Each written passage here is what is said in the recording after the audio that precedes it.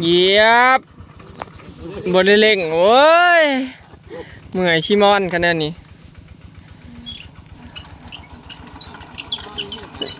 เอ็ด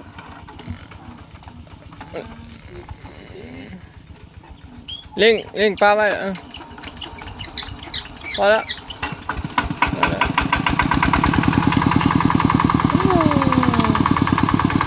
ลุยยังหน้า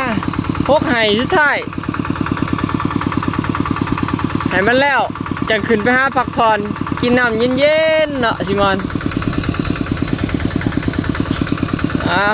เหยียบเฮาบัดสบายดีเด้อพี่น้องสบายดีเบิดสุขคนเนาะสบายดีรอบบ่ายพี่น้องผุดละ2ไห่ก็แล้วล่ะหน้า6ไห่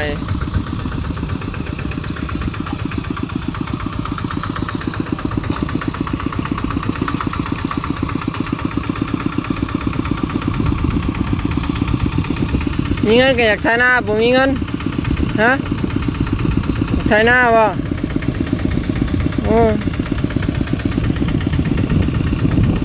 เนี่ยพี่น้องเดี๋ยวหน้า6ไห่เนาะฝั่งนี้6ไห่ชุดท้ายให้น้องน้ำพอน้องเมยเราไทยให้นี่ก็น้องเขาทำเมยแล้วสีไทยเองเนาะเราไทยให้นี่พี่น้องเราไทย6ไห่นี่เนาะแล้วเลยล่ะพี่น้องเบิดแล้วนะฮะแล้วเบิดเลยเนาะเรือจะซ้ำนี่ละแล้วนี่ก็ทาดำหน้าอย่างเดียวทาอากาศยาวฝนตกมาอีกรอบประมาณ3 ทิศเลยพี่น้องที่สีได้ดำนาบ่เกิน3 ทิศก็ได้ดำแล้วน้ำก็เต็มไหเต็มคันอยู่แต่ละไหเนาะพอได้ดำอยู่เพื่อฮอดกะยาวกะนี่สาเหตุบ่อยากเป่งน้ำก็ขึ้นนี่แหละพี่น้องไถน้ำเต็มให้หน้าเลยบัดยามดำจะบ่ยากถาฝนรอแต่กะยาวอย่างเดียว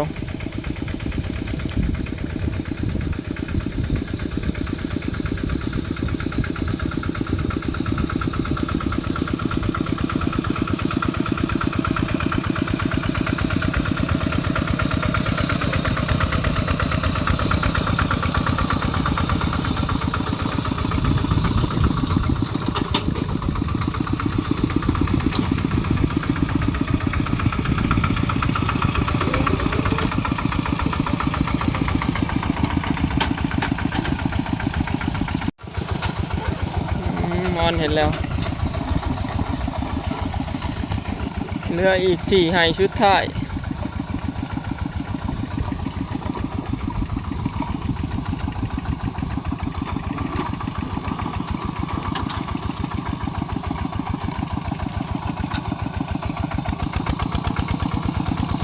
ลุย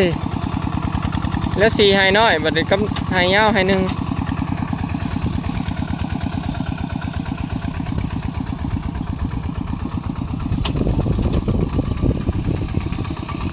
โอ้นางมีเงินกับมาเบิ่งออกได้เงินรถไถตามข้อเด้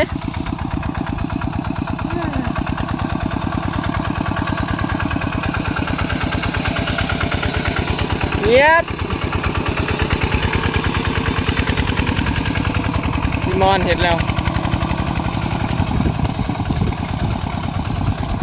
สิแล้วแหละหมอนี่อดเอา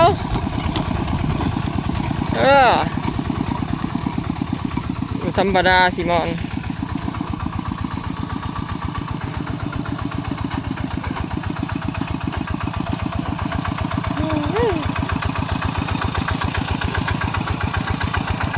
อน้ำเมยเราไถเองพี่น้องให้น้ำลายเอาปลาให้เขาไถให้บ่มีน้ำให้น้องเราเห็ดเอง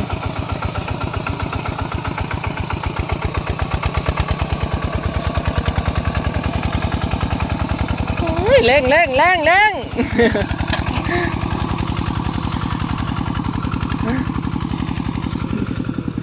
ฝ้าวมันแล้วพี่น้องลงมาแต่บ่ายกินข้าวแล้วก็ลงมาเลยพัก1 ชั่วโมงลงมาเลยเนาะ แดดกระยามันชิแล้วเลยเด้บุกฮะแล้วนี่ก็พักผ่อนแล้วพี่น้องรอลงดำนาอย่างเดียวป่ะ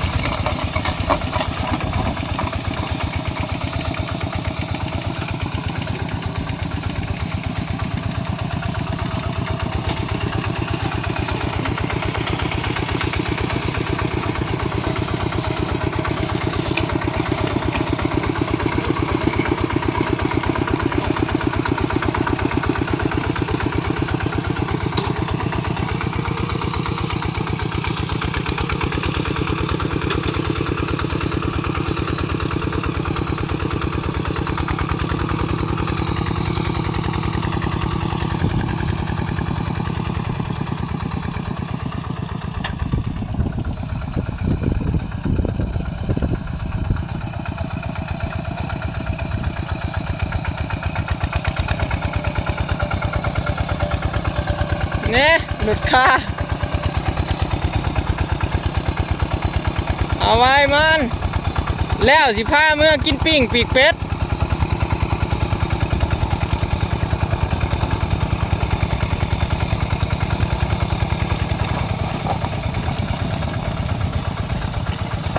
แล้วให้นี่โอ้ยินแห่ไทยจิ้มไปอยากลง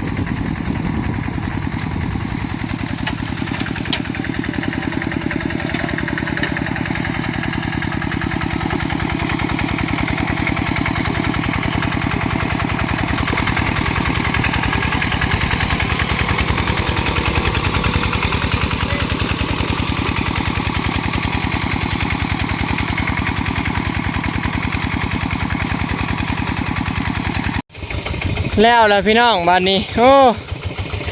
หายเหนื่อยเลยจบงานไปเสร็จเรียบร้อยบ้านนี้แล้วเบิดชูไห้เนาะบุกว่าสั่นตั้งแต่บ่ายบุกเอาตั้งแต่เที่ยงไปบ่ายพูกินข้าวแล้วก็ผักน้อยหนึ่งลงมาเลยพี่น้องฝ้ามันแล้วน้ำก็ฮ้อนเท่าไหร่ต้มไข่กระซุก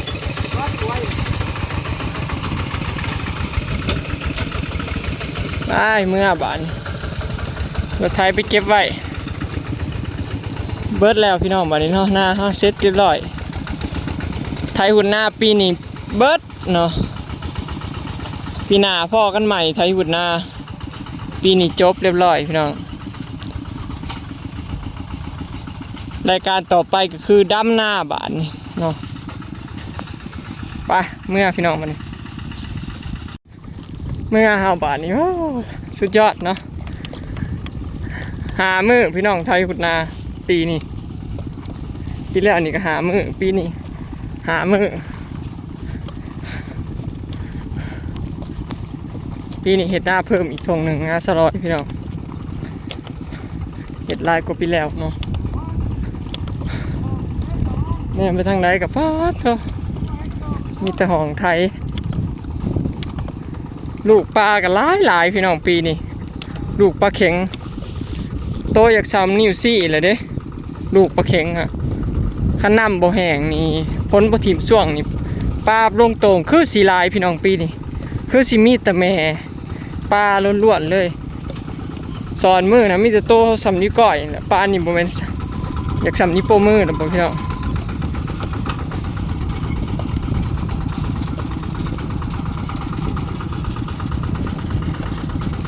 สามเสียเอาปลาลงโต่งปีนี้เนาะล่อรุ่นพี่น้องปลาลงโต่งปีนี้ดำหน้าแล้วจังเสียโต่งเนาะโต่งห้ามุนเบิดละบ่อนนั้นย่ามโต่งบ่อนเป่าโต่งขมุนเบิดละ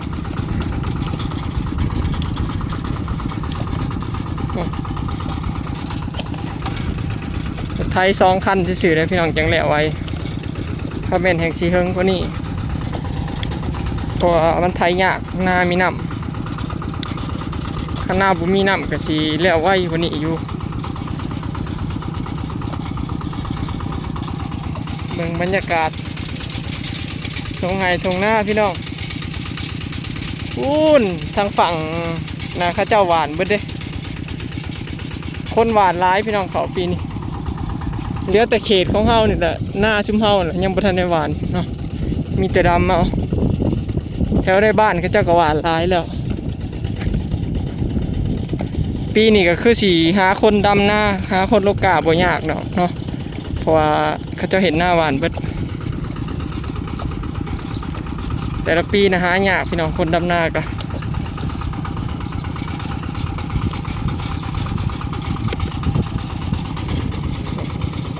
ทำเต็มน้องอย่าลุ้น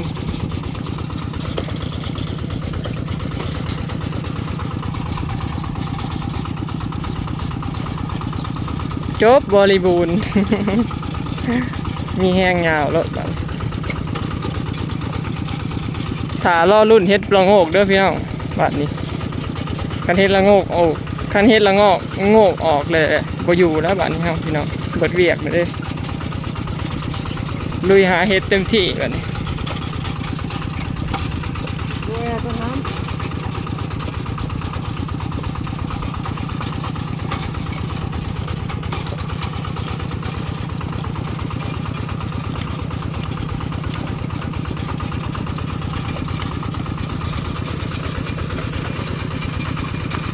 สิมาเราใช้เมื่อไหร่แล้วพี่น้อง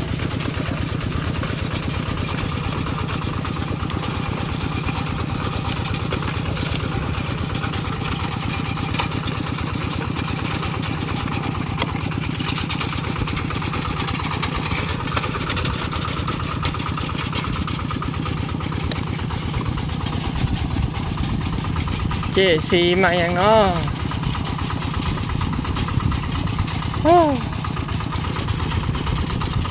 แดดขนาด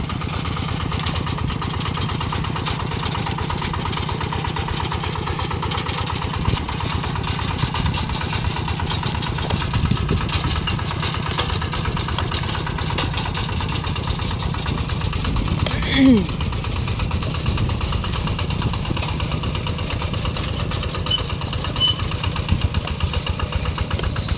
ยายเห็ดเตียงบ่นี่เตียงไว้ในกกเขาะนะเห็ดเตียงบนกกเขาะนี่พี่น้องพอทะเลินสิเห็ดเตียงให้พอมีนี่มันห่มกกเขาะเทียงเทิงหั่นล่ะแล้วพอได้หนังเย็นพอได้นอนในเทียงมันก็โคตรร้ายเลยแล้วก็เต็มเลยพอได้หนังเย็นอยู่นะบนนั้นอีกบอนหนึ่ง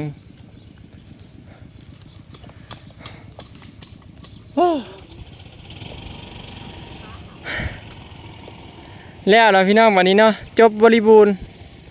รอ